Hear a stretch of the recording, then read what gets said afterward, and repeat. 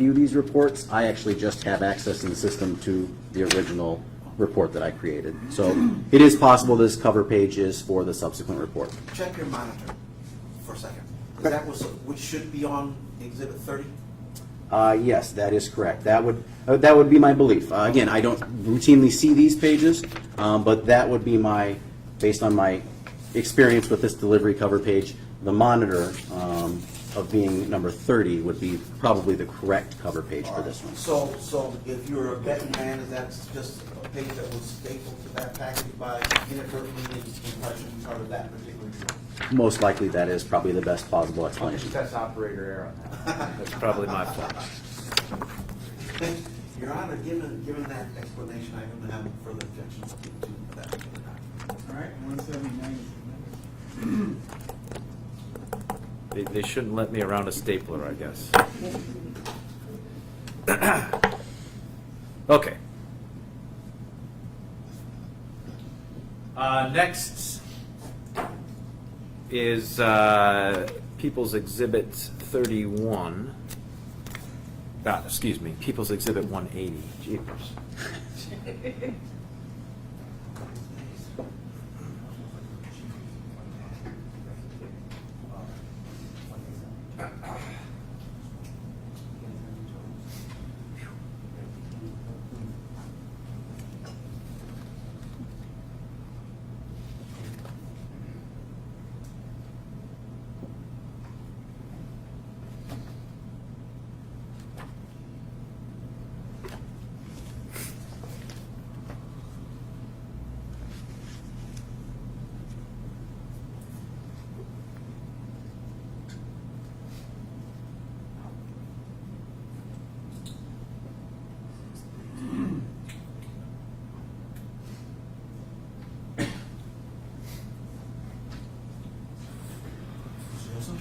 Thank you, sir.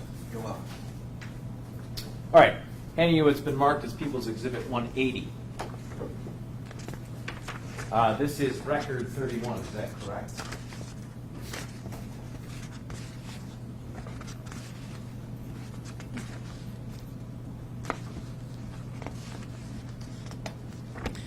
Yes, that's correct. People's Exhibit number 180 is a copy of a DNA report that I issued in this case. It is record number 31 as indicated in the upper right-hand corner. All right. Now,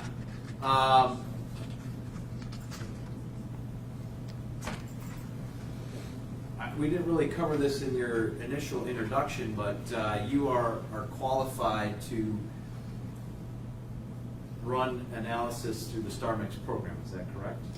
That is correct. I am now qualified. Actually, during the time frame of some of these other reports where I was handing data to another analyst, I actually was undergoing the training process myself. And then I was actually, my full qualification came in December of 2016.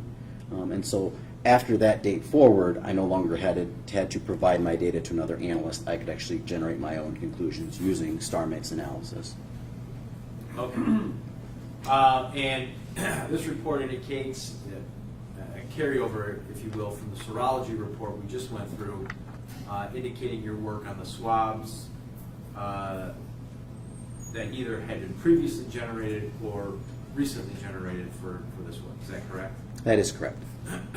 And you also had the knowns as well. That is correct. And actually, in this case, we specifically received permission to limit the number of knowns to help kind of expedite some of the processing. So very specifically looking for just those 4 known samples for comparison against the evidence. So we did not compare the other reference samples that are involved in this case. Okay. So this is where we get into, I think, what you were talking about as far as hypothesis and likelihood ratios, and so it's a different set of analysis than what we've gone through over the last couple hours. Is that right? That's correct. And just so we set this up, Mr. Hayhurst, in each one of these items, in order to accomplish referencing them to the known samples you had, how many different hypotheses did you have to create, if you will, for each sample? Yeah, so procedurally, by matter of procedure, we're required to compare each individual separately to a mixture. In each of the instances, the hypotheses are kind of the first step in the process of that comparison. The computer modeling has already been conducted. It has a pretty good idea of the different relative contributors to the mixture, and then I will input a known reference sample. And the first hypothesis is generally that person is included in the mixture, and that would be the hypothesis 1 that's listed here. And then, in general, the second hypothesis is that person's not there. In fact, that mixture is better explained as being just random individuals on the street, a random collection of DNA types. And so again, that star mix analysis, because it's setting up a likelihood ratio, it's going to weigh each of those possible scenarios and determine which better explains the data. Is it better explained by this person and some other random individual from the population, or is it better explained by being just random individuals from the population? And depending on how the modeling is based, it will produce a likelihood ratio. So that's going to be the number that's represented in that second box of the chart. And I actually have an underline in mind. And then the bottom box is this idea of the Virgo scale. Because just giving you a number every time doesn't necessarily help you to determine how much weight on one scenario versus the other. So we also provide a verbal scale. And this verbal scale is set based upon some policies that we have in place, and it's the idea of how strong is that evidence one way or the other. And so there's different levels of verbal scale that are also reported. So it's both a number and then that verbal scale equivalent so that you can help weigh those two scenarios. All right. The first one is in reference to the swab of the interior of the right and left Reebok glove. Is that correct? That is correct. And the first hypothesis was what? So the modeling was conducted on the interior of the right and left Reebok gloves, and I instructed the computer that this is a mixture of 3 individuals. So the computer went through all the modeling, set its ideas, and then I asked specifically, set it up as hypothesis 1 being that this is best explained by being DNA from Jessica Heeringa and 2 unknown unrelated individuals, or is it better explained by being just 3 unrelated unknown individuals? Which of these 2 scenarios better explains the data? And the conclusion that it reached was what? So based on the DNA typing results from the evidence, it's about at least 1.4 times more likely if it was just 3 random individuals from the population as compared to, or being explained as being originating from Jessica Heeringa and 2 unrelated individuals. So there's actually a little larger support for that bottom hypothesis, but at 1.4 times, it's really not much support. So that's where the verbal scale relates that the analysis of this evidence with regards to that reference sample from Jessica Heeringa is uninformative. In a sense, it's an inconclusive type of result. It's not strong evidence one way or the other. It's almost to the point where both of them are kind of equally likely type of a scenario. Okay, then the second set of hypotheses, and this is still related to the Reebok gloves, is that correct? That's correct. Same piece of evidence being compared this time to a new individual. All right. And what the hypothesis, the conclusion of verbal scale for this series was what? Yeah, so on this instance, with the comparison of Rebecca Bletch, is it better explained as being a mixture of Rebecca Bletch and 2 unrelated unknown individuals, or is it better explained as being just from 3 random individuals? And in this case, based on the DNA typing results from the evidence, it's at least 310 times more likely if it originated from Rebecca Bletch and 2 unrelated unknown individuals as compared to being from 3 unrelated unknown individuals from the population. At 310, that is in the area of the scale that we will term moderate support. So this analysis provides moderate support that Rebecca Bletch is a contributor to the DNA typing results from that swab of the interior of the right and left Reebok gloves. All right. The third set of hypotheses and conclusion in verbal scale? Yep. So the third set of comparisons, again, the same modeling was done, this time asking it to compare against Jeffrey Willis. Is it more likely that it is Jeffrey Willis and 2 unrelated unknown individuals, or is it better explained as just being DNA from 3 unrelated, unknown individuals? And in this case, based on the DNA typing results and the evidence, it is at least 70 quintillion times more likely to be explained as being from DNA from Jeffrey Willis and 2 unrelated unknown individuals as compared to just 3 random unrelated unknown individuals. So this is an instance where at 70 quintillion, we have very strong support that Jeffrey Willis is a contributor to the DNA typing results from that evidence. And the fourth hypothesis? And the fourth comparison that was done, again, is this time comparing Kevin Bloom. Same modeling was done. Is it better explained as being a mixture from Kevin Bloom and 2 unrelated unknown individuals, or is it better explained as just being from 3 unrelated unknown individuals? And in this case, it is at least 49 times more likely that it originated from just 3 unknown random individuals from the population as compared to being from Kevin Bloom and 2. So this actually, at 49, that's in the area of the region of our classifications that we would call uninformative. There's not a whole lot of support. It's not very strong support one way or the other, so it is termed uninformative. All right. And that was the analysis of the swab of the Reebok. That is correct. Specifically the swab in the interior of the Thank you. Reebok Yeah, gloves. Thank you.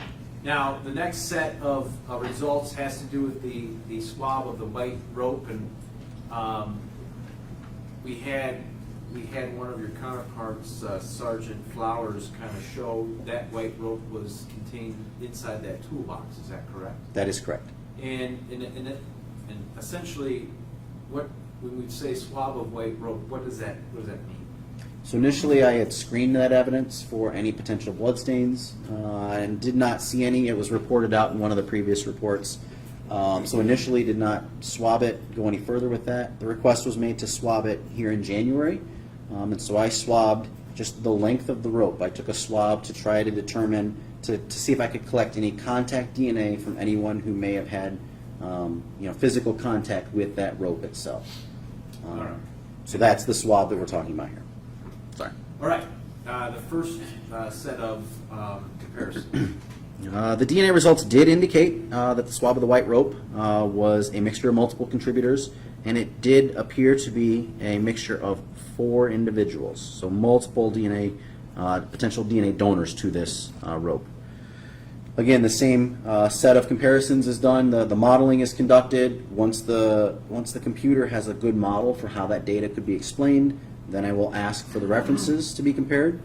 First, I compared the reference sample from Jessica Heeringa, and I asked if it was more likely to be explained by being a mixture of DNA from Jessica Heeringa and 3 random individuals, unknown individuals, or is it better explained as being just from 4 unrelated unknown individuals?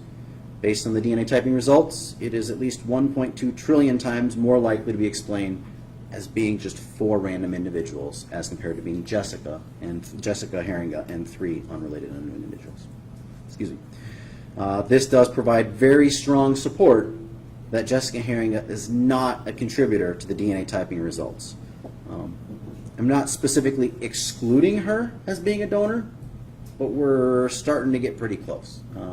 It's very strong support that she's not a contributor to that mixture. All right. Your second comparison? Second comparison is with respect to Rebecca Bletch. Is it more likely to be explained as being DNA from Rebecca Bletch and 3 unrelated unknown individuals, or is it better explained as being from 4 unrelated unknown individuals? Based on the modeling, it's at least 28,000 times more likely that it originated from 4 unrelated unknown individuals than being explained by being from Rebecca Bletch and 3 unknown individuals. That is very strong support that Rebecca Bletch is not a contributor to the DNA from the white rope. All right. Similar analysis as before, not excluding her, but Yeah, we're coming pretty close, but we're not quite to the point where I can sufficiently say she's excluded from this evidence. But it's very strong support. She's not a contributor. all right. Third comparison. Third comparison is with respect to Jeffrey Willis. Is the swab of the white rope better explained as being DNA from Jeffrey Willis and 3 unrelated unknown individuals, or is it better explained as being from 4 unrelated unknown individuals? And in this instance, the computer did indicate that based on the DNA typing results, it's 64 million times more likely that it originated from Jeffrey Willis and 3 unrelated unknown individuals than if it originated from 4 unrelated unknown individuals. And at the top of the next page, the verbal scale. This analysis does provide very strong support that Jeffrey Willis is a contributor to that mixture of DNA types from the white rope. And the final comparison on the white rope. Yeah, so the final comparison is with respect to Kevin Bloom. Is the data better explained as being from Kevin Bloom and 3 unrelated unknown individuals? Or is the DNA more likely to be explained as being from 4 unrelated unknown individuals? And in this instance, it was indicated that it's 280 million times more likely if it originated from 4 unrelated unknown individuals. At 280, that is 280 million. That is very strong support that Kevin Bloom is not a contributor to the DNA typing results from that white rope. All right. Next item was the swab of the chain, and this is not the chain with the handcuffs, right? There was a separate section of chain. I can check my notes real Yeah, quick. please. That is correct. Item L13 was just a length of chain. In addition to the chain with the handcuffs, there is a separate section of chain that was contained within that original toolbox. And in this instance, that request was made to swab that chain for any, again, possible contact DNA that was left with respect to individuals who might come in contact with it. All right, and go ahead with your first comparison, please. So again, data was obtained, indicated a mixture. I determined that that mixture was 3 individuals. It was a mixture of 3 different donors. And the first comparison with respect to a reference sample was against the reference sample from Jessica Heeringa. And was that mixture better explained as being DNA from Jessica Heeringa and 2 unrelated unknown individuals? Or is it more likely that that DNA is representative of 3 unrelated unknown individuals? And in this instance, based on the data, the DNA typing results, it's at least 400 times more likely that it originated from 3 unrelated unknown individuals than being a mixture of DNA from Jessica Heeringa and 2. At 400 times, that provides moderate support that Jessica Heeringa is not a contributor to the DNA typing results from that swab of the chain. All right. The second comparison. Okay, so the second set of questions, again, is with respect to Rebecca Bletch. Is the DNA better explained as being from Rebecca Bletch and 2 unrelated unknown individuals? Or is it more likely to be explained as being from 3 unrelated unknown individuals? Based on the data, based on the DNA typing results for the swab of the chain, it is at least 160 times more likely that it originated from 3 unrelated unknown individuals than if it was from Rebecca Bletch and 2 unrelated unknown individuals. That is moderate support, provides moderate support that Rebecca Bletch is not a contributor to the swab of the chain. Okay, the third comparison. Excuse me, third comparison, again, the swab of the chain compared against the DNA profile from Jeffrey Willis. Is it more likely that the DNA is a combination of DNA from Jeffrey Willis and 2 unrelated unknown individuals? Or is it more likely that the DNA is from 3 unrelated unknown individuals? And based on the DNA typing results, it is 820 sextillion times more likely to be explained as being DNA from Jeffrey Willis and 2 as compared to being DNA from 3 unrelated unknown individuals. So this provides very strong support that Jeffrey Willis is a contributor to the DNA typing results from the swab of the chain. And the last comparison. The last comparison is with respect to Kevin Bloom. Is this evidence, the swab of the chain, better explained as being from Kevin Bloom and 2 individuals? Or is it better explained as being from 3 unrelated unknown individuals? And it is 3.4 thousand times more likely that it's explained as being from 3 unrelated unknown individuals than if it was Kevin Bloom and 2. This provides strong support that Kevin Bloom is not a contributor to the DNA typing results obtained. All right. Next, this swab of the ball on the J hook. Again, I think this was one that you had done back in May of 2016. Is that correct? That is correct. The ball end of the J hook was swabbed in May of 2016. Okay. And your first comparison? Specific to the ball of the J-hook, a DNA profile was not obtained. For whatever reason, whether it's a quantity issue or a quality issue, there was not DNA that was sufficient for DNA typing. No profile was obtained, so no comparisons were done. Then, you stuck with the J-hook, but you swabbed at different locations, is that correct? That's correct. The other end, the eyelet end at the top of the J-hook, was swabbed here recently in January of 2018. That sample is the next one that's represented here. Okay, your first comparison, please. That did indicate the swab of the handle and eyelet of the J-hook did indicate a mixture of two individuals. So the computer did its modeling and got its understanding of who the donors are, or what the DNA types from the donors are. Specifically, when comparing against Jessica Heeringa, is it better explained as being DNA from Jessica Heeringa and one unrelated unknown individual, or is it more likely that it is from two unrelated unknown individuals? It is 180 times more likely to be from two unrelated unknown random individuals than being Jessica and another. This provides very strong support that Jessica Heeringa is not a contributor to the DNA typing results from that eyelet, the hook end of the J-hook. And it looks like you're able to, you found an exclusion as well. Yeah, so this is, the next instance is an example of an exclusion. The DNA typing results from Rebecca Bletch, the DNA profile from Rebecca Bletch, was significantly different enough, and it was absent, the DNA types were absent, that the software actually was able to exclude her as being a possible contributor to that, the eye of the handle of the J-hook. All right. The next comparison. Next comparison was against the DNA profile from Jeffrey Willis. Again, is it more likely to be explained as being DNA from Jeffrey Willis and an unrelated unknown individual? Or is it more likely that it is from two unrelated unknown individuals? And in this case, it was 990 sextillion times more likely that it is from Jeffrey Willis and one unrelated unknown individual than if it were from two unrelated individuals. This analysis provides very strong support that Jeffrey Willis is a contributor to the DNA typing results. And you were able to determine another exclusion in this one. Yes, again, the next point is with respect to Kevin Bloom. The DNA types from Kevin Bloom are different enough, are significantly, they are different from the DNA profile from that swab of the J-hook eyelet, and so he is actually excluded as being a possible contributor to the DNA typing results from that J-hook. All right.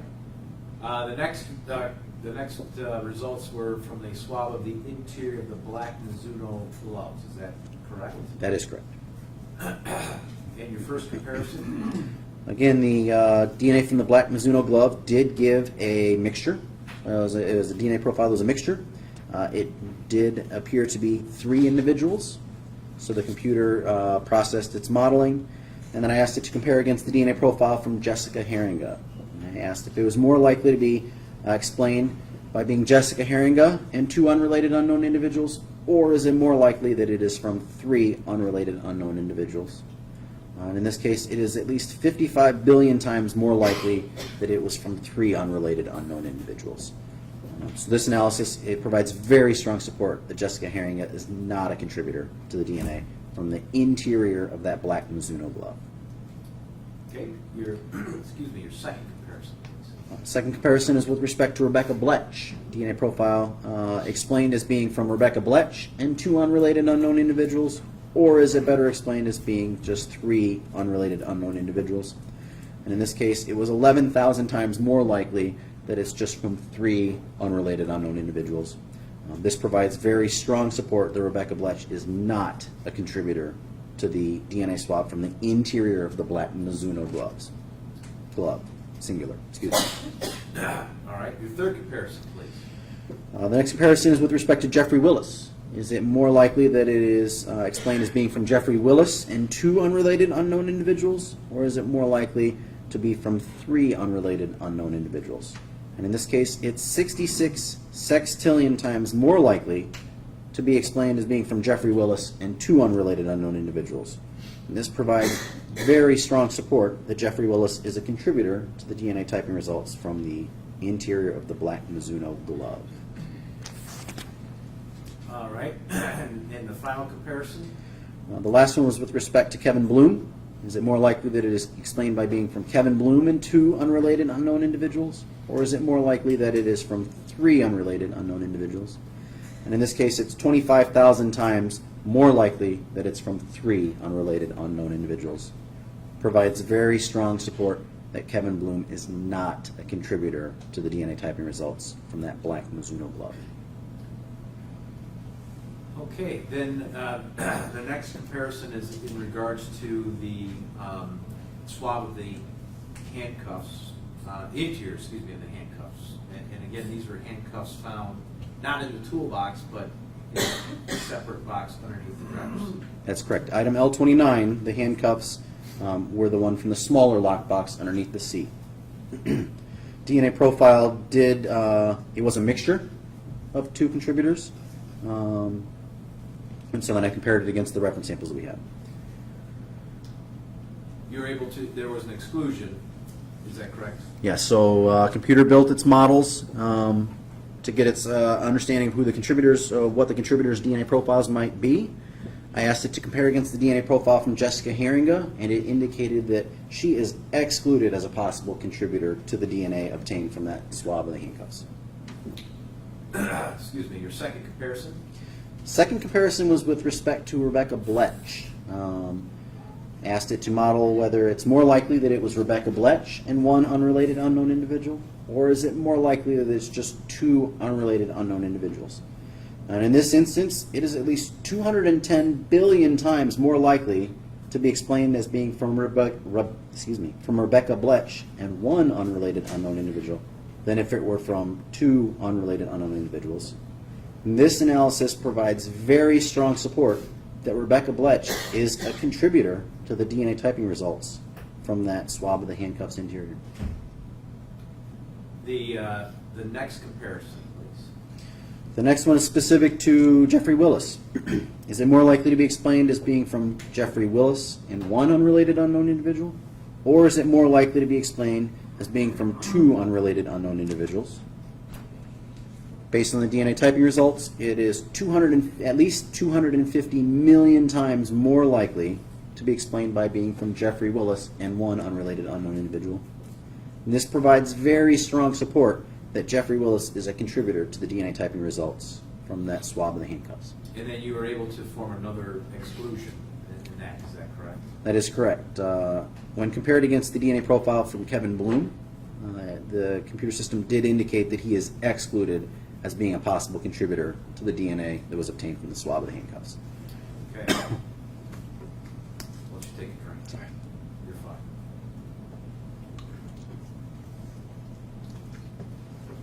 fine. Next comparison involved the swab of the interior of the Adidas glove. That's correct. And again, these Adidas gloves were inside that smaller safe underneath the driver's seat. Is that correct? if I'm getting that correct? Let me Or double they check found that somewhere again. else.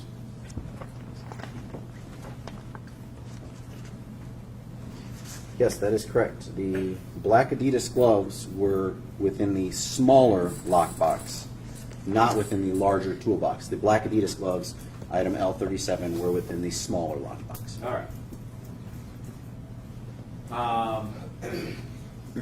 You were able to, it looks like, come to some exclusions right off the bat. Is that correct? Yeah, so the DNA profile actually indicated that it was from 1 individual. So this is an example of an instance where I could revert back and do the random match type statistic, but in order to maintain continuity with this report, I elected to do this comparison using the likelihood ratio that is built into StarMix. So it is an option to run single source profiles here, but the DNA that I obtained was from 1 individual. I was able to exclude Jessica Heeringa, Rebecca Bletch, and Kevin Bloom as being a possible donor to that DNA. All right. The one comparison you did then is what? Yeah, so the one comparison that I did do was, after it built its model of a single source donor, I asked it to compare against the DNA profile from Jeffrey Willis. And is it more likely that this DNA, this single source profile, is from Jeffrey Willis, or is it more likely that this profile is from some random individual in the population, unrelated? and unknown. And it is at least 20 quintillion times more likely that it's from Jeffrey Willis than if it was from a random person from population. This analysis provides very strong support that he's a contributor to the DNA results that I obtained. Okay, and I think last but not least, the last analysis was on a stain taken from a tissue box, is that correct? That is correct. And this tissue box, was this also located in the van? That's correct. In the rear of the van, we recovered item L40, which was a standard size tissue box. It was in the rear of the van, and on the top of the box there was a small area of staining that did indicate the presence of blood, so it was forwarded for DNA analysis, and that's what's analyzed here. I did obtain a single source DNA profile from one individual. I was able to compare that and sufficiently exclude Jessica Heeringa, Rebecca Bletch, and Kevin Bloom as being a source of that DNA. And then I compared it against the DNA profile from Jeffrey Willis. The DNA, hypothesis one would be that the DNA is from Jeffrey Willis, or is it more likely to be explained that the DNA is from a random, unrelated, unknown individual? And based on the results that I obtained, it is 29 septillion times more likely to be explained as being from Jeffrey Willis as compared to a random person. And this does provide very strong support that he's a contributor to the DNA typing results from that stain on the tissue box. And just, I know you kind of briefly talked about that at the end, but just above your signature is the chart that you've been referencing throughout this entire piece of testimony, is that correct? That's correct. This is the chart where we will translate that likelihood ratio number to the verbal scale equivalent. Again, this is our effort of trying to give you the best indication of how strong this evidence is. If the two hypotheses are equal, then the number is actually 1, and that's where anything around the number 1 is basically either one of those things is possible. As we get further away from the number 1, then we start to see support for one or the other hypotheses. And so the further away we get, the larger the number, that's the greater support that we see here. So these are the ranges that we start to see, or that we reference in our reports. Anything greater than 10,000, it's 10,000 times more likely that we have one scenario than the other scenario. Well, that's where we start to term it very strong support. And that report is, I guess, is a copy of the original that's bearing your signature, is that correct? Yes, this report has 11 pages. It does bear my signature at the end. There is a small footer that's present at the bottom, but again, I believe that's a part of the delivery system that our computer software has. Otherwise, this report does appear intact. All right. Your Honor, I move for the admission of People's Exhibit 180. No objection. Received. All right, there's just one more, I promise you, just one more that I have for you.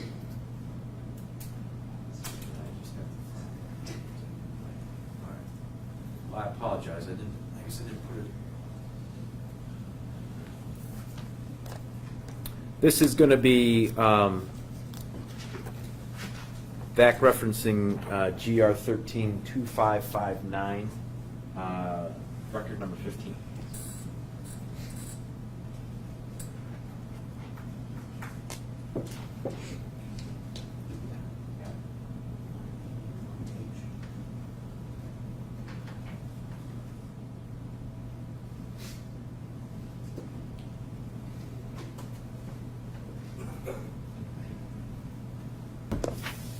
Handing you what's been marked as People's Exhibit 181. And I apologize to the jurors. I guess I didn't put that in my little PowerPoint. But at the start of your testimony, you had done some work on that Walther battery cover. That's correct. Now, I'm assuming that when you did that initial work, that was under the old system that you talked about. That's correct. Originally, that DNA analysis was conducted under what we call PowerPlex 16 Hot Start. It's the previous generation of DNA technology that looks at 16 locations. Subsequent to that, we've moved to PowerPlex Fusion, which looks at 24 locations, and it's quite a bit more sensitive. Okay. Now, did you relook at that analysis of the battery cover at some point in time? Yes, in the summer of 2016, in conversation with the detectives, and I think some of it started with wanting to get an updated reference profile for Jessica Heeringa, we asked that that evidence be resubmitted to the laboratory. But again, in looking back at my original data and some of the quantitation data that I saw for that battery cover, led me to believe that there may be some benefit to redoing that sample, reanalyzing that sample with our updated chemistry technology. Because the PowerPlex Fusion is quite a bit more sensitive than the previous generation of technology, I didn't wonder if we wouldn't get more data, more of a usable type of a DNA profile to do some comparisons. So that was one of the items of evidence that I requested be submitted to the laboratory so that we could kind of take another shot at it, again, using that updated, more sensitive technology and see if we could glean any more information. And did you run that through that technology? Yes, I did. And what, if anything, did you see? So that's the results are reported here in my record number 15. It's People's Exhibit 181. Again, previously I had determined that it was a mixture of multiple contributors, but previously the DNA was too low for any comparisons. This time around, using the newer technology, I did obtain, again, a mixture of multiple contributors, and I did forward the data for star mix analysis. It was a mixture, it was a complex mixture, it was not a clear-cut major-minor type of a situation. So I elected to forward that data to another scientist to do that star mix analysis. And was there any, for example, based on what you had in front of you, could you see either female or male parts of that mixture? Or what could you see? Yeah, so I could tell that it was a mixture of multiple contributors. There was some indication that there was at least a male donor present.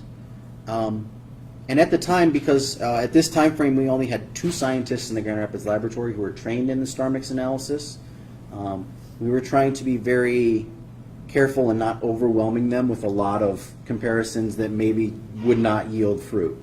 And so by doing some comparisons, just roughly between some of the reference samples that I had and the mixture of DNA that I had present, I believe that there was sufficient DNA that there might be some value to doing this comparison. It was not likely to be a waste of time necessarily. So kind of looking at the data itself, yes, it was a mixture. Yes, I think that there are some conclusions that could be drawn. And then I forwarded it and requested that it be compared against the different individuals. The results of that are actually reported in a subsequent report to this. Yeah, in fact, I believe one of your counterparts, Michelle Schmitt, actually ran that analysis. That is correct. Okay. Okay. And essentially, essentially your report is saying, looks like maybe I'm going to forward it on to have somebody do the star mix analysis, essentially. That's correct. Your Honor, I move for the admission of Exhibit 181. Okay. Receive.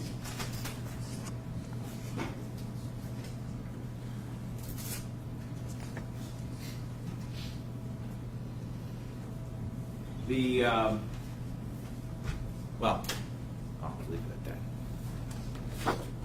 I think, sir, that I have no further questions. Mr. Blass? Hey, sir. Good Good afternoon. Good afternoon. Good afternoon, sir. Thank you for your patience with us this afternoon. Thank you. Are you okay? You need water or anything? Doing okay. Okay.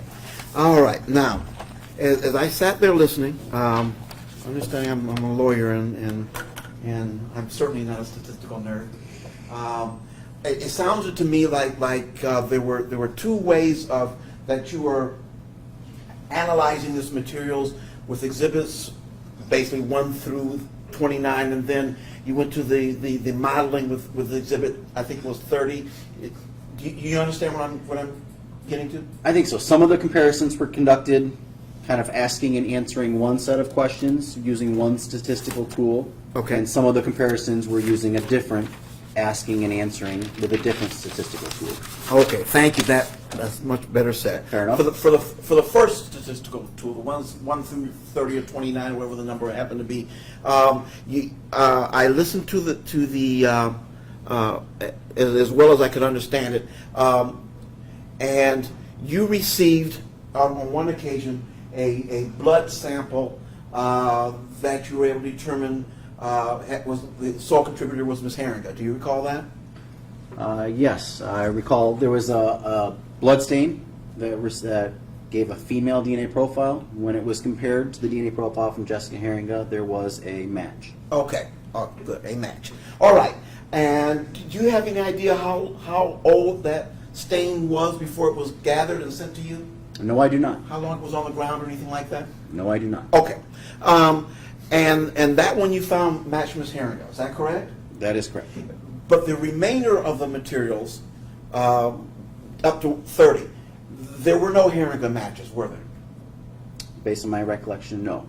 So there were, and you were the one who gathered some of this material during a search That's correct. of my client's vehicle? That's correct. Okay, so you went through his vehicle, and you didn't find any matches in his vehicle? Based on the DNA samples that I tested from the vehicle, no associations were made to Jessica Heeringa. And that would include the passenger seat, front passenger seat? That's correct. That would include the cargo area? The swab from the cargo area, no, she was excluded as being a donor. That would include the toolbox itself, the black toolbox itself? The actual toolbox itself was not analyzed for DNA, but several of the items within were analyzed. Any Heeringa matches in the items within? She was excluded from each of the items that were tested within that toolbox. Okay. All right. Now, then 30 forward, you used a different statistical model, correct? You're talking about comparisons between whether it's this person versus and two others, for example, and 3 complete strangers, that sort of thing, correct? So in People's Exhibit 180, which was my record number 31, that is the first instance where I am using the star mix to determine that likelihood ratio. Okay. That's why it's different. Okay, I missed that part. Thank you. All right. So, given that secondary system, the star mix system, starting with 31, did you find any comparisons where it was more likely Ms. Heeringa and another person, or Ms. Heeringa, or a group of people who are not Ms. Heeringa? No, in each of those instances, either she is excluded or there is support against her being included in that mixture, or in one instance it was just uninformative, so it was inconclusive. But there are no positive types of association with Ms. Heeringa. Okay, thank you. That chart, good. Thank you, Ms. Wilson. That chart's still on the screen behind you. This is called is it the likelihood ratio chart? I guess quantitative equivalent. Yeah, chart? that's our verbal equivalent for when we discuss likelihood ratios.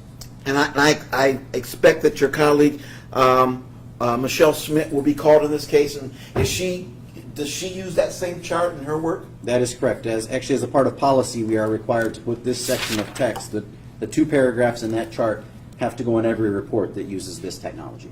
Okay, thank you. I've got a few more questions, but they're scattered around here, so forgive me. You're the one who seized the toolbox, the black toolbox, correct? I don't know that I'm necessarily the one who found it where it was recovered, but I was there when it happened, and after we recovered and removed it, I was the one who snapped the lock on it. Can you tell me why it was cut open as opposed to just using the key? We did not have a key that we knew to be the matching key for that specific lock at that time. Did you retrieve this toolbox from my client's vehicle? I was there when it was, I don't remember if I physically lifted it out of the storage compartment, but I was present when it was recovered. So the vehicle was open at the time? That is correct. But the keys weren't in the vehicle, is that correct? If you recall? I really don't recall. Frequently we do have keys available, sometimes we just have the unlocked vehicle. I do not recall in this instance. Was the lock itself that held the toolbox closed, was that preserved for your purposes? The lock? Yeah, that you cut. Yeah, so the lock, after it was cut, I believe we packaged the lock perhaps within the toolbox. Okay. But I don't remember exactly where it's at this point. Okay. Way back in the beginning when you started this ordeal, you talked about the nature of DNA and how obviously blood is a great carrier of DNA, but you can leave DNA by touching a tabletop or something along those lines. And my question to you is this: when you found those tools in the toolbox, were they separated by any mechanism, by plastic bags or restraining walls or compartments, or were they just all jumbled in together? Primarily, all of the items that were contained within the toolbox were found in approximately the same condition they are now. Okay. They were all commingled. There was one smaller case within the toolbox that contained a handful of ammunition and a pair of rubber gloves, or nitrile gloves. They were contained within that box and protected from the other items. But other than that, each of the items in that toolbox was, in a sense, commingling with the other items. And once you finished removing them, swabbing them to get your sampling, what happened to those items? Yeah, because the items were originally recovered in this fashion, in this case, I elected to leave the items in this fashion. So as the items were processed in the laboratory, they all went back into the toolbox as it appears now, and have remained in that condition since then. And then at some point, at least some of the tools were retested? That's correct. Okay, so they were removed from the toolbox again? That's correct. Okay, here's my question. Having established that, those what's to prevent one item with DNA on it from rubbing up against another item with DNA on it and transferring the DNA from one object to another? Yeah, that's a very real possibility. And that's typically something where we will, as we're processing and collecting evidence, evaluate whether each of those items should get sealed separately in a container or not. In this instance, as I was on scene and the other analysts that I was with, we determined that the items had already all been together in the toolbox when we recovered them. So to leave them in that same condition would not have deleterious effects. Any transfer that may have already happened may have already happened. So we made no effort at that time to separate each of those items. So you were cognizant that transfer may have occurred with these items? Yes, that's very real. Yes.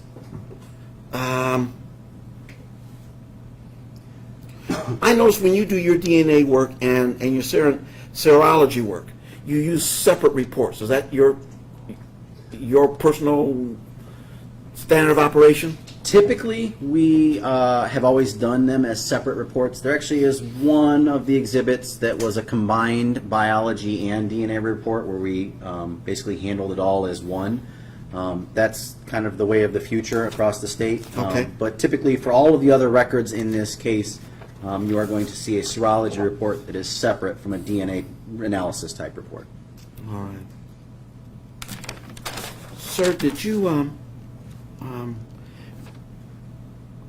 when you, I assume you take time off? I do occasionally. Occasionally. And when you do that, what happens to your work? What happens to the samples that you are given custody of, control over, or you're responsible for?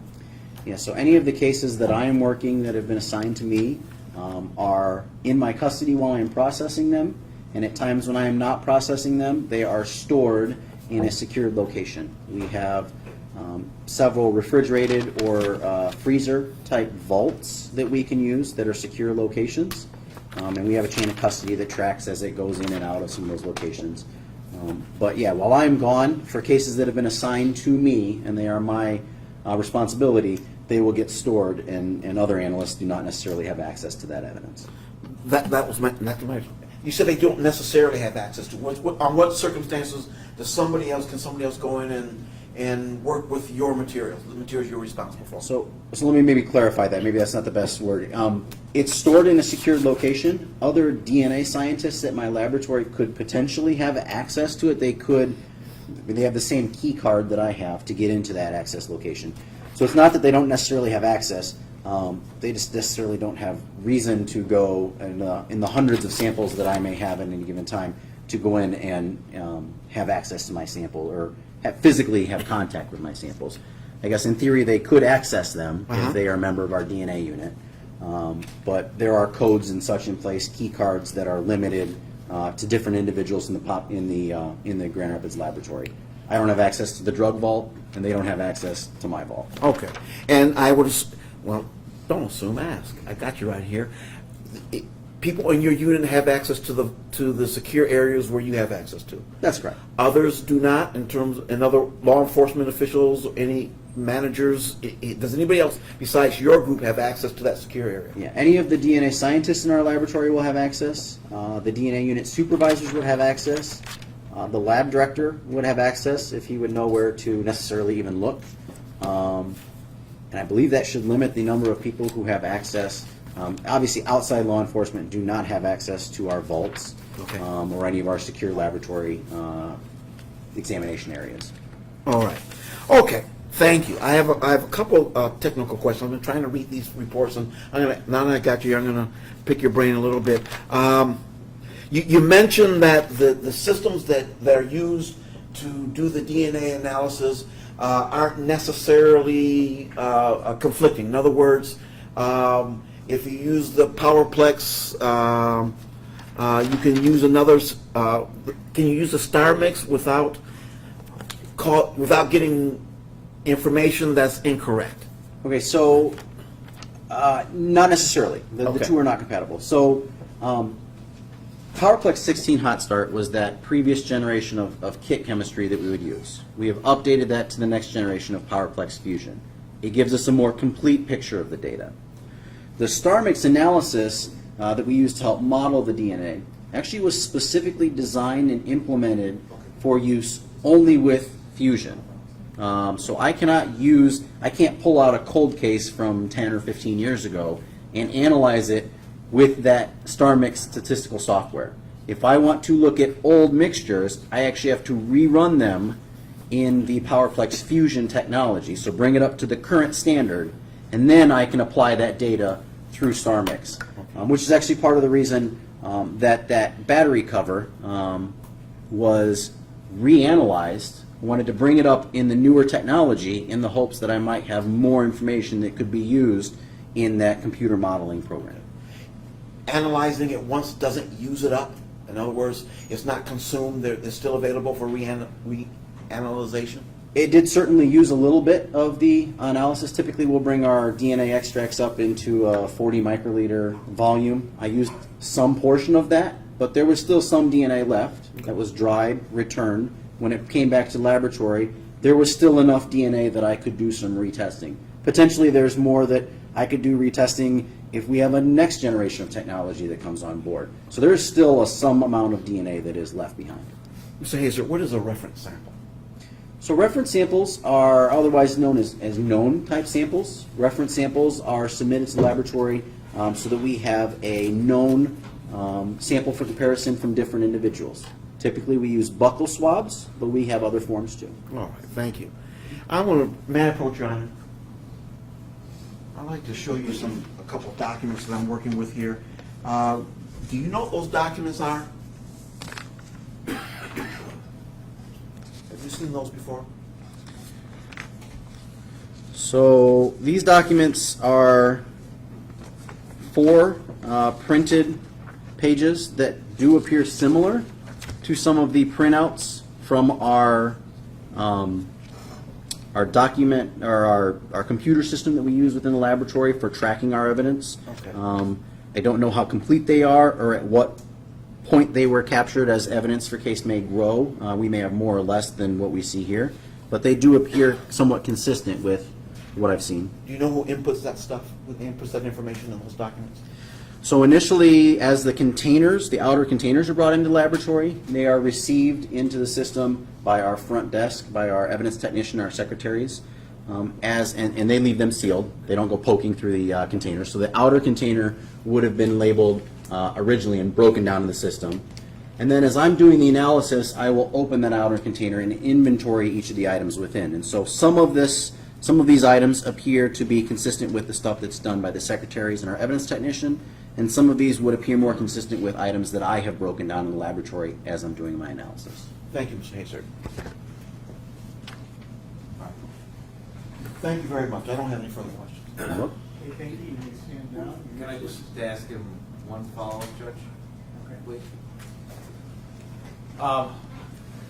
Just on the issue of transfer, in the particular case, in reference to the toolbox, was there a large dried blood stain in that box?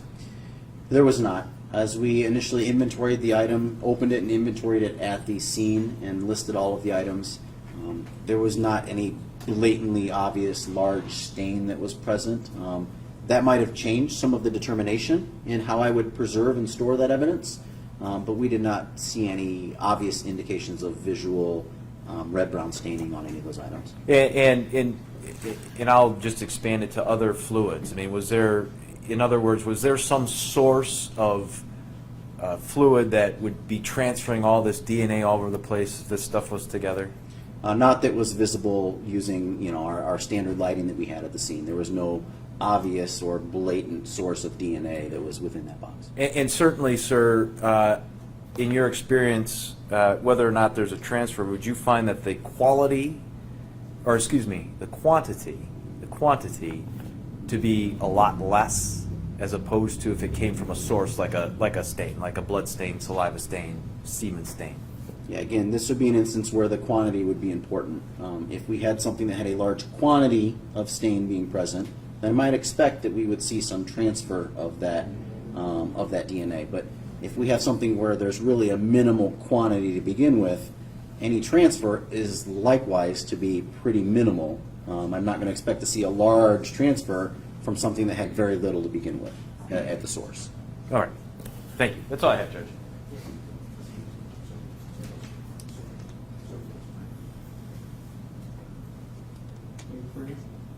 No, sir. Thank you very much. Thank you, Mr. Havers. Thank you.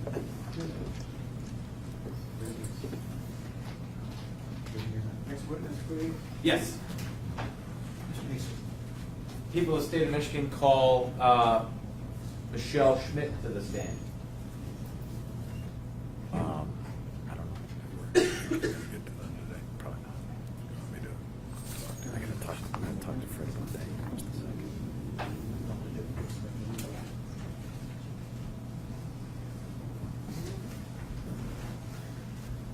Please raise your right hand. Do you swear that the testimony you're about to give will be the truth, the whole truth, and nothing but the truth, so help you God? I do. Please have a seat, state your name.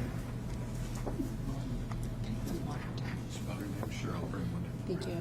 Michelle Schmitt, Michelle, Schmitt, Schmitt.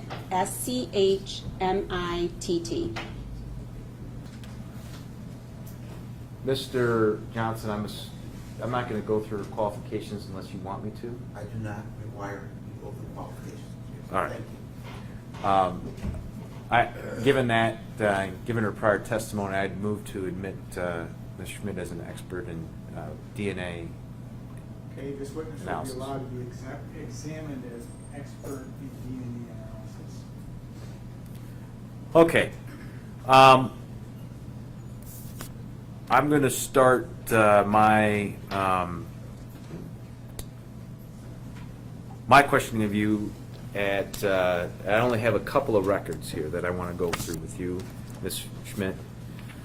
First is, for your reference, is GR 16-2492, record 15. Figure 182. This is Exhibit 180.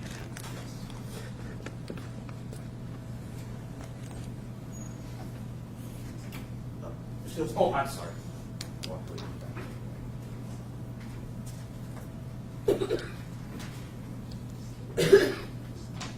Okay.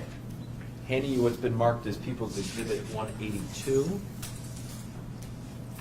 Give that to you. Is that a report that you authored, ma'am?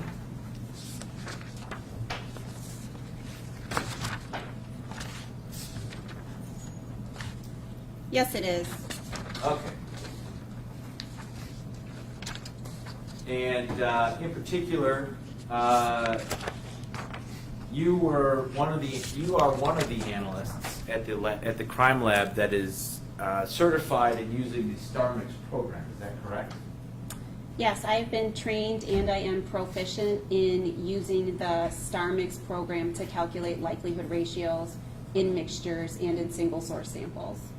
And in this particular, you had some swabs that you were running through that program, is that correct?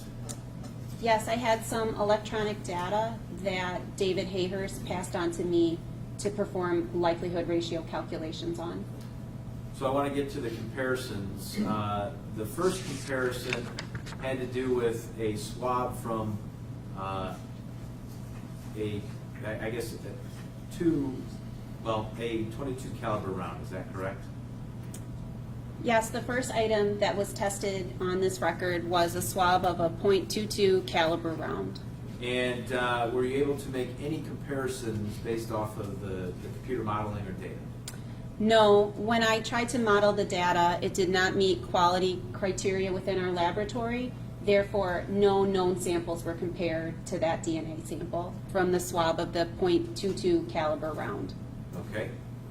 And the next level of comparison had to do with a swab of the passenger side manual door lock. Is that correct?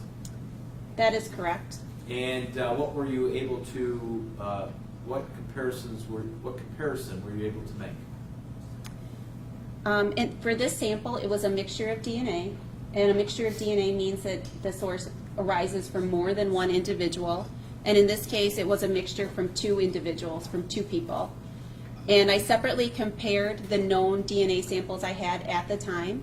I first compared the DNA sample of Jeffrey Willis to that mixture from two people on the swab of the passenger side manual door lock. And to do that, I set up two scenarios to see which one of the two scenarios better explains the DNA that was detected on that sample. So the two scenarios I compared, I set up like a fraction, and on the top half of the fraction, looking at the DNA profile of Jeffrey Willis, I wanted to see is the DNA obtained from the swab of the passenger side manual door lock, is that DNA from Jeffrey Willis and one unknown unrelated person, or is that DNA better described as originating from two unknown unrelated people, neither of whom are Jeffrey Willis? And based on the DNA results for that sample, it was at least 790 million times more likely that it originated from Jeffrey Willis and one unknown, unrelated individual compared to if it originated from two unknown, unrelated people.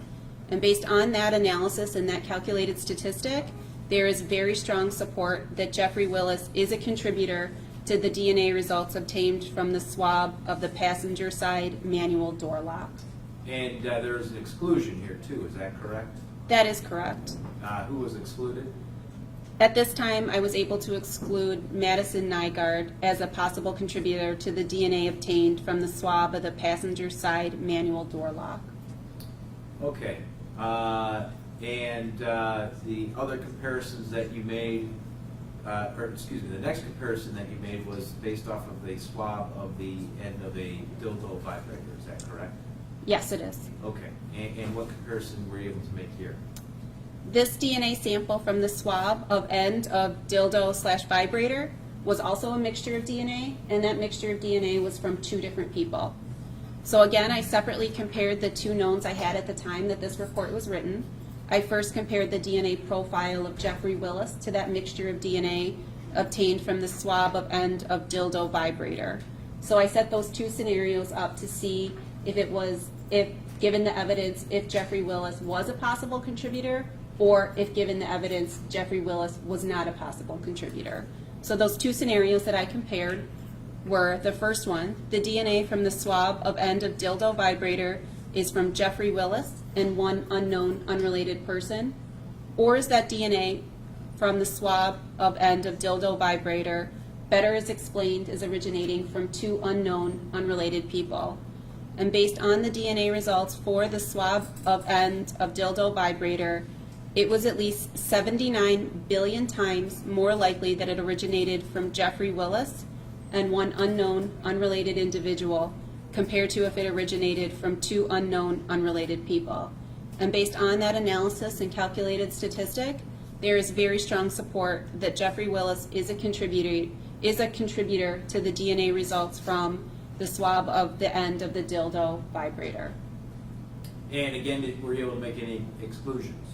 At that time, I was able to exclude, I had the DNA profile of Madison Nygaard, and she was excluded as a possible contributor to that DNA sample from the swab of end of dildo vibrator. All right. Your next comparison involved a swab of the cargo van area floor. Is that correct? That is correct. Okay. And what, if anything, were you able to conclude from that?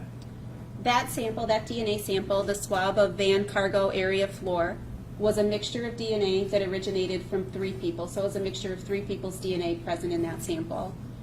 The 2 scenarios that I compared when looking at the DNA profile of Jeffrey Willis is the DNA obtained from the swab of van cargo area floor, better is explained as originating from Jeffrey Willis and 2 unknown unrelated people, or is that DNA obtained from the swab of the van of cargo area floor, is that better is explained as originating from 3 unknown unrelated people, none of whom are Jeffrey Willis.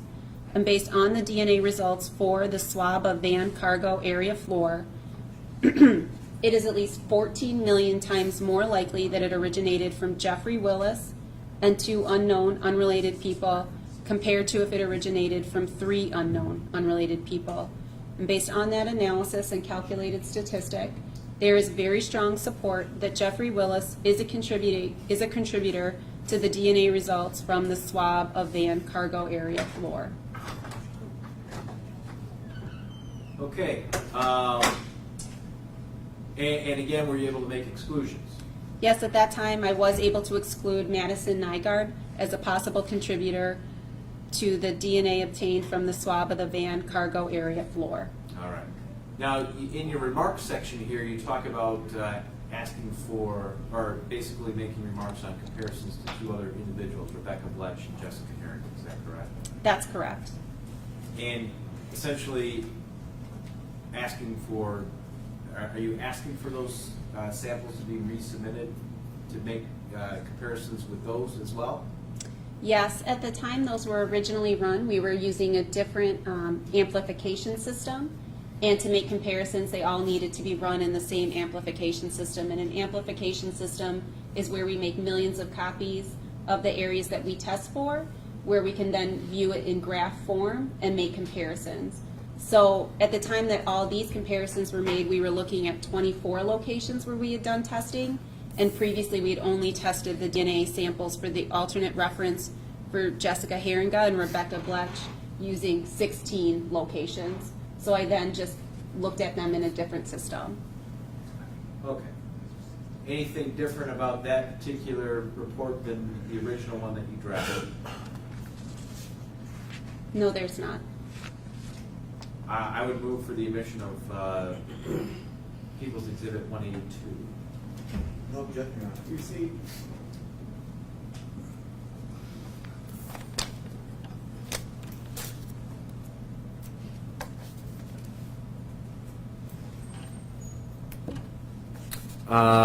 We're going to stay in that same laboratory number, record 19.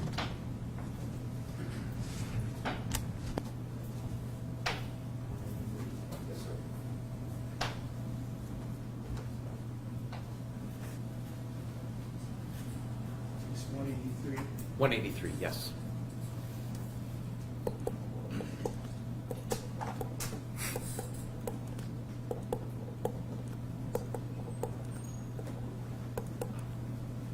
That's not good. Okay. Thank you. Thank you, sir. All right.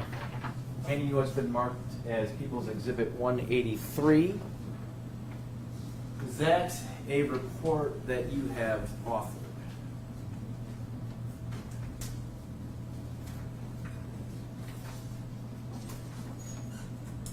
Yes, it is. Okay. And again, is this a DNA analysis report? Yes, it is. Now, it does contain a couple of samples that you had previously testified to. Is that correct? Yes, it does. It looks like there are 3 samples I previously testified to. Okay. So we have, in this particular report, you are looking at the swab of the exterior of the Reebok glove. Is that right? That is correct. And the swab of the end of the dildo vibrator, correct? Yes, it is. And then it looks like we've added some known references to the original list. Is that an accurate statement? Yes, it is. Okay.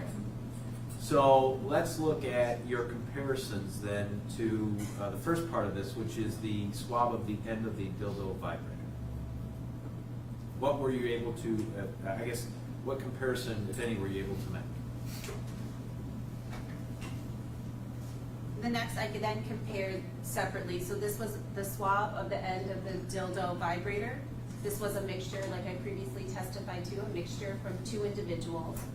I had previously compared the DNA profiles of Jeffrey Willis and Madison Nygaard, and I then made some additional comparisons to Rebecca Bletch, the alternate reference we had for Jessica Heeringa, Kevin Bloom, Charlene Ann Willis, and Michelle Shinotola.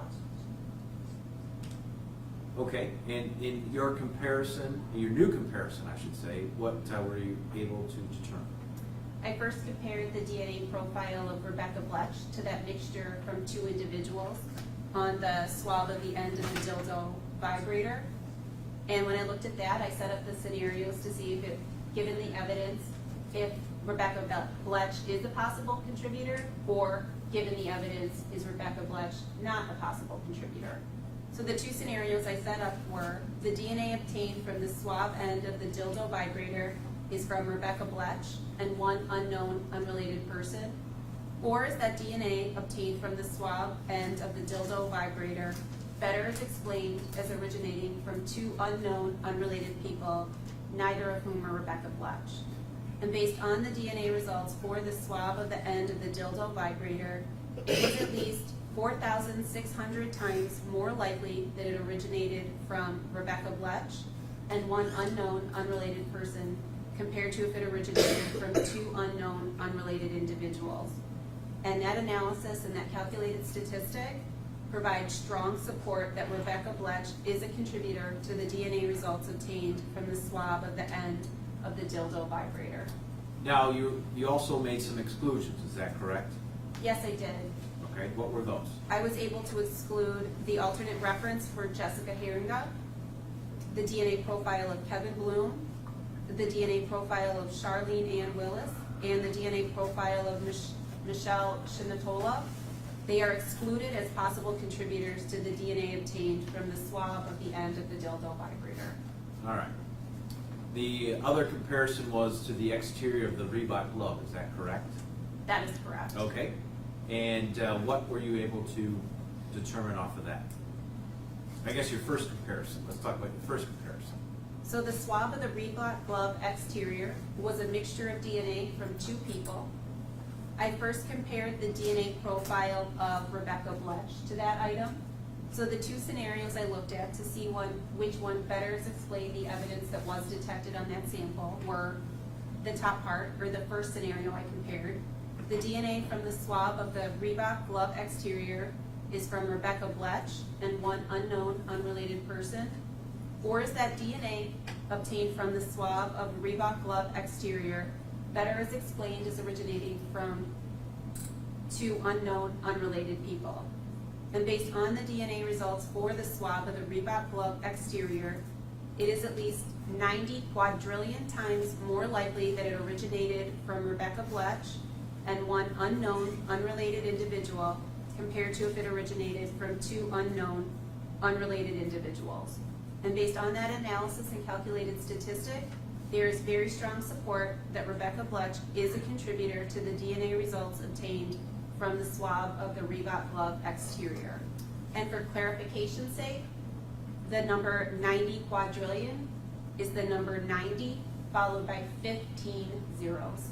All right. The other comparison you made was to who?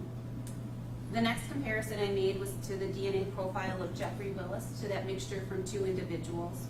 So I looked at the DNA profile of Jeffrey Willis and I compared the 2 scenarios. That first scenario I compared was the DNA obtained from the swab of the Reebok glove exterior is from Jeffrey Willis and one unknown unrelated person? Or is that DNA better is explained as that DNA from the swab of the Reebok glove exterior better is explained as originating from two unknown unrelated individuals? And based on the DNA results for the swab of the Reebok glove exterior, it was at least 47 million times more likely it originated from Jeffrey Willis and one unknown unrelated person than if it originated from two unknown unrelated people. And based on that analysis and calculated statistic, there is very strong support that Jeffrey Willis is a contributor to the mixture of DNA obtained from the swab of the Reebok glove exterior. Okay. And again, in this particular comparison, you're able to you made some exclusions as well, is that correct? Yes, I was. I was able to exclude the following people as possible contributors to the DNA obtained from the swab of the Reebok glove exterior. The following people are excluded: the alternate reference for Jessica Heeringa, the DNA profile of Madison Nygaard, the DNA profile of Kevin Bloom, the DNA profile of Charlene Ann Willis, and the DNA profile of Michelle Shinotola are all excluded as possible contributors to that mixture of DNA obtained from the swab of the Reebok glove exterior. Okay. And again, does that exhibit, People's Exhibit 183, is that I guess, exact copy, or is there anything different in that exhibit than the original report that you submitted? No, there is not. Okay. Your Honor, I move for the admission of People's 183. No objection, Your Honor. Received.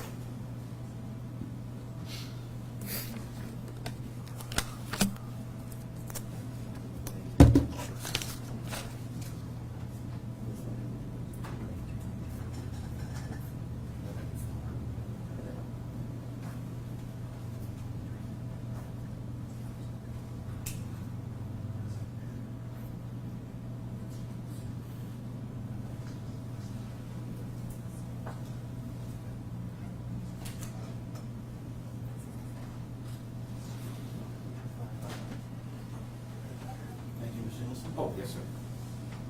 Okay. Last report that I have for you, Ms. Schmitt, is marked People's Exhibit 184. This is referencing GR 13-2559, Record 18.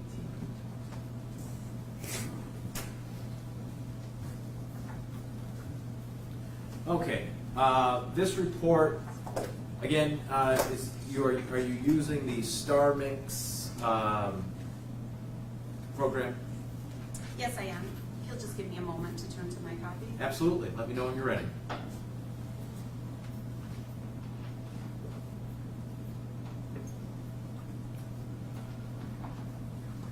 Set? Okay. In this particular record, we're talking about an analysis of what? In this report, I am looking at the following DNA samples: the swab of the Carl Walther / battery cover. I'm looking at the DNA profile for the alternate reference for Jessica Heeringa, the DNA profile of Kevin Bloom, and the DNA profile of Jeffrey Willis. Okay. Now, were you able to determine whether or not you had a single source or multiple source in that initial analysis? The DNA profile from the swab of the Carl Walther / battery cover was a mixture of DNA, and that was a mixture of DNA from two individuals. Okay. And what hypothesis or what comparison did you make? I first looked at the DNA profile of Jeffrey Willis to that mixture from two individuals. So the two scenarios that I compared in this case to see which one better explained the evidence that we were able to detect on that sample. So that first scenario I compared was the DNA obtained from the swab of the Carl Walther battery cover is from Jeffrey Willis and one unknown unrelated individual, or is the DNA that was obtained from the swab of the Carl Walther battery cover better is explained as originating from two unknown unrelated people. And based on the DNA results for the swab of the Carl Walther battery cover, it was at least 36 times more likely that it originated from Jeffrey Willis and one unknown unrelated person compared to if it originated from two unknown unrelated people. And based on that analysis and calculated statistic, the swab of the Carl Walther/Ohm battery cover with regards to Jeffrey Willis is uninformative, and I can make no more conclusions on that. You had some exclusions as well? Yes, I was able to exclude Jessica Heeringa and Kevin Bloom as possible contributors to that DNA sample. And I do notice that Jeffrey Willis is not on that list, is that correct? No, it was an uninformative comparison, or basically an inconclusive comparison when I compared the DNA profile of Jeffrey Willis to the DNA sample obtained from the Carl Walther/Ohm battery cover. And you can't say he's excluded? I cannot say he's excluded, correct? This report, People's Exhibit 184, is there anything different from the original that you submitted in this particular case? There is not. Your Honor, I move for the admission of 184. No objection, Your Honor. I have no further questions of Ms. Schmitt.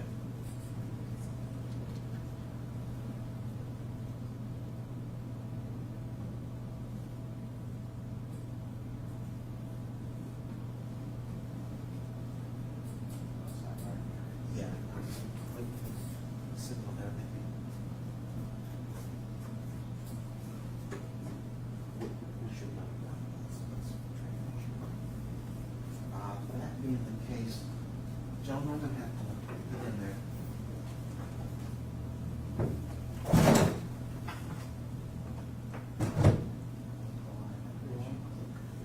Yeah, I got it. Thanks. Well, we'll see if I got it. All right. Good afternoon, Ms. Schmitt. Good afternoon, sir. We have, Mr. President, do we have a marker? You're over here, Fred. They're over there. Huh? Several markers, thank you. All right.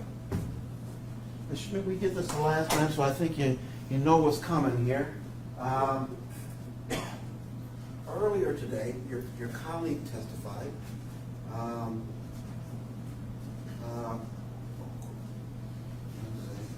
me find it here.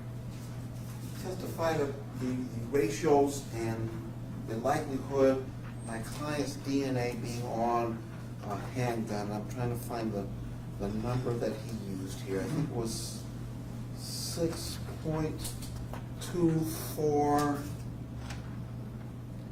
Let's see. Give me a minute here. He did a lot of talking.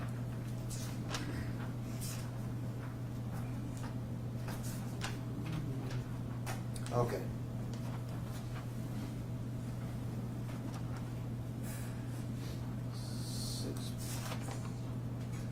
6.24 septillion. Do you know? You would know that number is correct. What a septillion is? Yes, I do. Would you please write 6.24 septillion on that mark?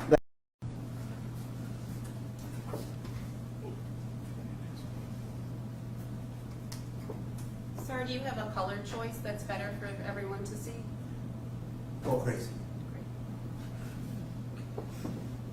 Could you repeat the number, please? 6.24 septillion.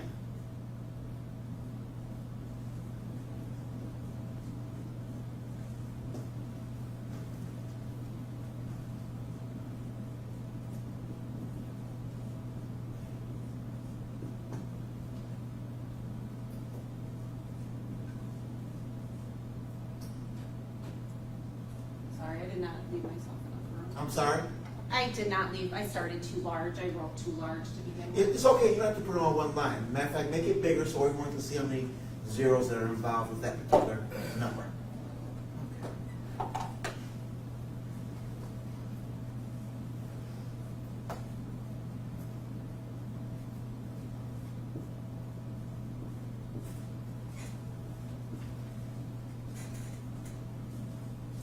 Can you all see that writing? You like this color choice?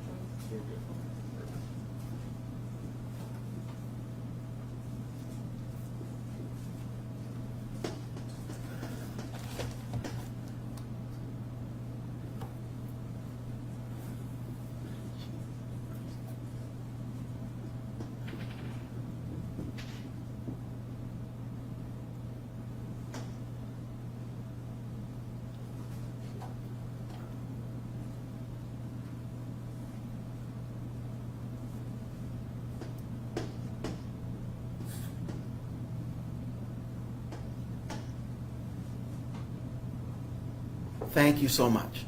So we're talking 3, 6, 9, 12, 15, 18, 21, 24 zeros, and before we get to the 240. So 25 zeros plus 624, correct? So it would be moving the decimal point over basically 28 spaces. Okay. So Well, that's fine. As long as that's 6.24. So tell me.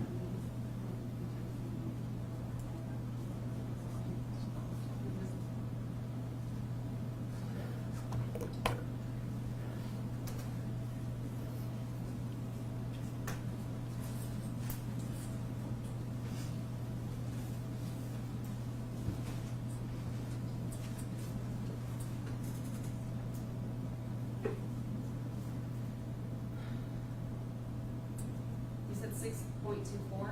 Yes, ma'am. I believe that should be right. I may be off on 10. We're not going to hold it. No one else in the room would know, so don't worry about it. Okay, that number represents more human beings that have ever existed on this planet, doesn't it? I don't know an exact number of the number of human beings that have ever existed on planet Earth. Okay. You know about, your predecessor says that there's somewhere between 7 and 8 billion people now, correct? Is that, you know that? That's an approximation. I don't know what my coworker testified to the current population of the Earth. Okay, but that's more than 7 or 8 billion, correct? Yes, it is. A billion would have 9 zeros behind it. That I am sure of. So a billion, this is 1 billion with this zero way back here, correct? Yes, with 9 zeros Okay. preceding it. All righty. And by the calculations that you've explained to us, I think it was your last exhibit was 18? I moved my page, so I missed it. Exhibit 184, your record number 18. You said that my client is 32 times more likely than other folks to be the donor of that DNA. Is that correct? No, it was the number 36. 36, you're correct. Thank you. My apologies. 36. Okay. And, Ms. Hilson, would you be so kind as to scroll down to that chart on the bottom of this particular document? There you go. That's the one. Do you see that on your monitor there, Ms. Schmitt? Yes, I do. Okay. And the uninformative category peaks out at 99. Is that correct? Yes, it is. So this is just a little bit over a third of uninformative. Correct? Yes, it is. I'd also like to clarify. No, ma'am, but I can ask you questions, but you can't. Well, he'll let you clarify. But on my turn, let's just answer my questions, okay? I don't have a lot of them. So, and the word that's used on the chart that you used is not inconclusive, it's uninformative. Is that correct? Yes, the qualitative equivalent for the number 36 when comparing two different scenarios is in the uninformative range. Okay. Basically, the uninformative range is where I can't make a conclusion either way if that person could be a contributor or is not a contributor, which So is you- also inconclusive result for that. So you've defined uninformative for us. You've defined what the word uninformative means?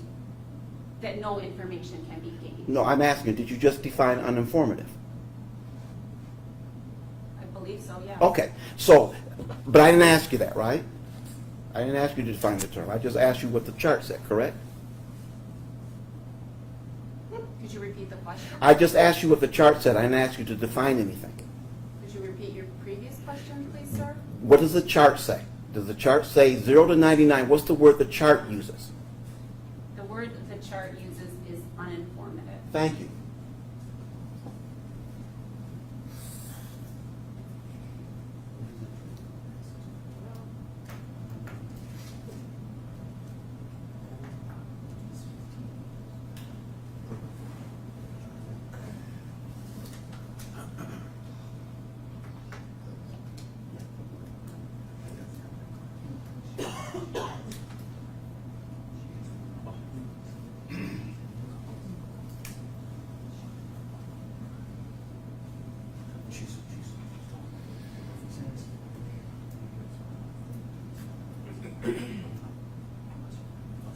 One moment, please.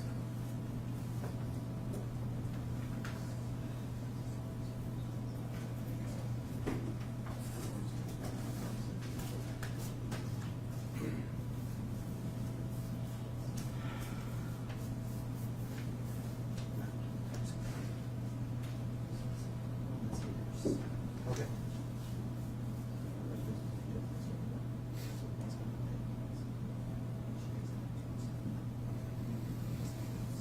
Right.